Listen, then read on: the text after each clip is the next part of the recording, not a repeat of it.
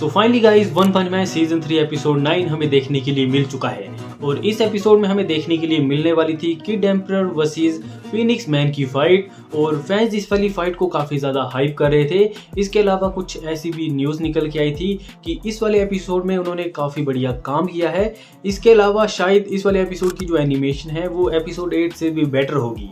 तो एक बात तो मैं पहले कन्फर्म कर देता हूँ, इसकी एनिमेशन पिछले एपिसोड से बेटर नहीं थी, पर अभी तक हम सीजन 3 की बात करें तो ये मेरे हिसाब से सीजन 3 का सेकंड बेस्ट एपिसोड है।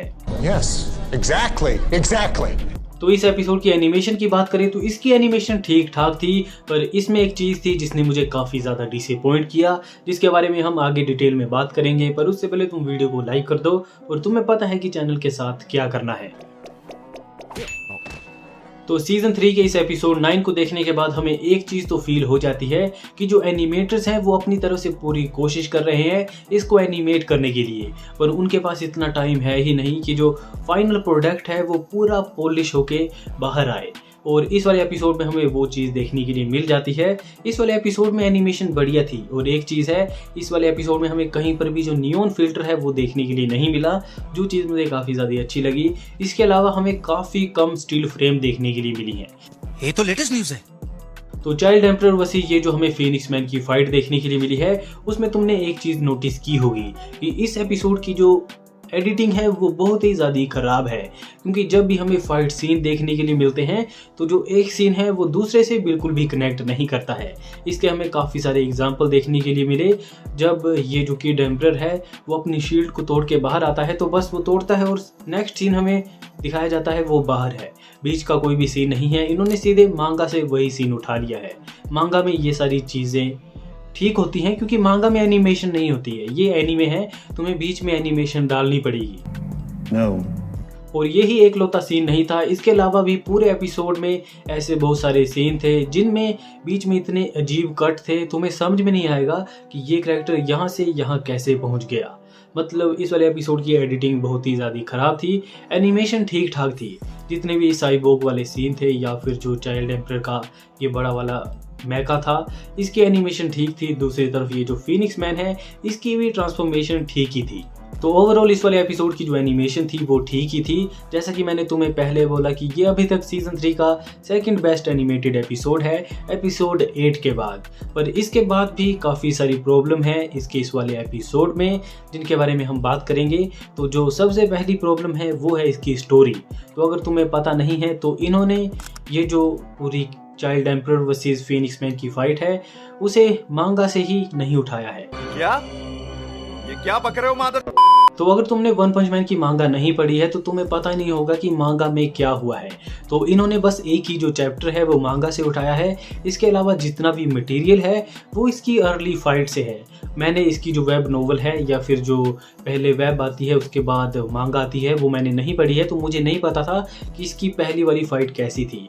तो जितने भी फैंस हैं उनका बोलना है कि इन्होंने इस वाली फाइट के दौरान जितना भी मटेरियल है वो इसकी अर्ली फाइट से उठाया है। अगर तुम इसकी मांगा को चेकआउट करोगे तो ये वाली फाइट बिल्कुल डिफरेंट थी। इस वाली फाइट में तुम्हें साइतामा देखने के लिए मिलता, इसके अलावा और भी काफ़ी सारे हीरोज़ थे, पर इन्होंने इस वाली फाइट को पूरे तरीके से ही चेंज कर दिया है। और मुझे ये समझ नहीं आ रहा है कि ये आगे जाकर इसे मांगा वाले मटेरियल से कैसे कनेक्ट करेंगे, क्योंकि इन्होंने पूरी की पूरी जो सारी चीज़ें हैं वो ही डिस्कनेक्ट कर दी हैं मांगा से।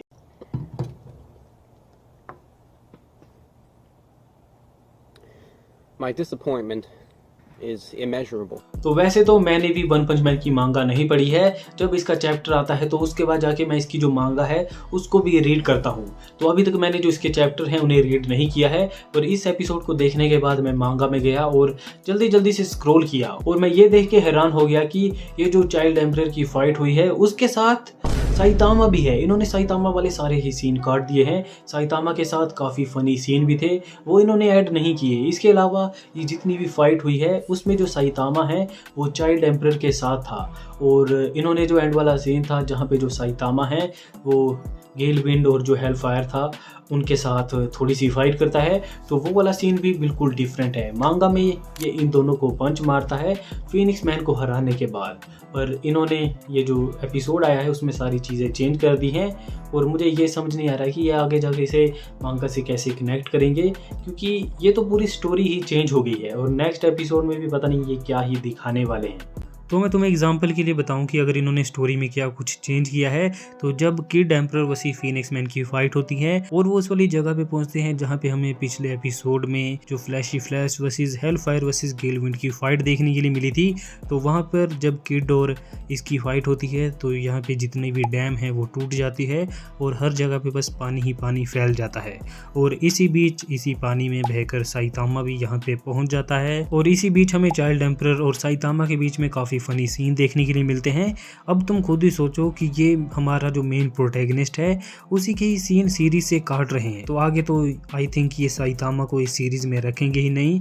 इसके अलावा इन्होंने जो मांगा में फीनिक्स मैन की काफ़ी सारी और भी ट्रांसफॉर्मेशन थी उन्हें काट दिया है, जैसे कि ये पेंगुइन भी बना है। इसके अलावा और भी काफ़ी सारी चीज़ें थी जो कि फ़नी थी, जो कि अगर हमें एनिमे में देखने के लिए मिलती तो फैंस और भी ज़्यादा खुश होते। और इसके अलावा भी इस वाली फाइट के दौरान जो चाइल्ड एम्परर है और जो फीनिक्स मैन है उन दोनों के बीच में काफ़ी सारी चीज़ें होती हैं और ये जो फीनिक्स मैन है वो चाइल्ड एम्परर को अलग ही डायमेंशन में ले जाता है, वहाँ पे काफ़ी सारी चीज़ें होती हैं, वहाँ पे साइतामा भी आ जाता है और भी काफ़ी सारी चीज़ें थी जो कि इन्होंने बिल्कुल भी ऐड नहीं की है। तुम ये समझो कि इन्होंने इस वाले एपिसोड में जो ओरिजिनल मांगा है उसका 95% जो मटेरियल है वो अडेप्ट नहीं किया है।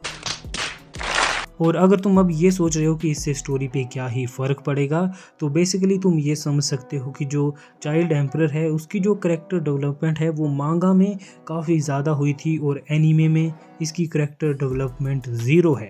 इसके अलावा भी काफ़ी सारी चीज़ें थी जो कि काफ़ी ज़्यादा इंटरेस्टिंग होती, पर नहीं, इन्होंने बस अब यही सोच लिया है कि हम सीज़न 3 को बर्बाद करके रहेंगे, क्योंकि आई डोंट थिंक यार इनको ये सारी चीज़ें करनी चाहिए थी। अगर ये मांगा वाली चीज़ें अडेप्ट करते तो ज़्यादा बेहतर रहता। और अब इस पॉइंट पे तो ये लग रहा है कि हम वन पंच मैन नहीं देख रहे हैं, हम कोई और ही सीरीज़ देख रहे हैं, क्योंकि साइतामा इस सीरीज़ में है ही नहीं। जहाँ पे मांगा में था वो वाले सीन सारे ही काट दिए हैं। आई डोंट थिंक कि इस वाले सीज़न में हमें साइतामा कहीं पर भी देखने के लिए मिलेगा। हो सकता है ये आगे वाले जो सीन हैं साइतामा के उन्हें भी काट दें।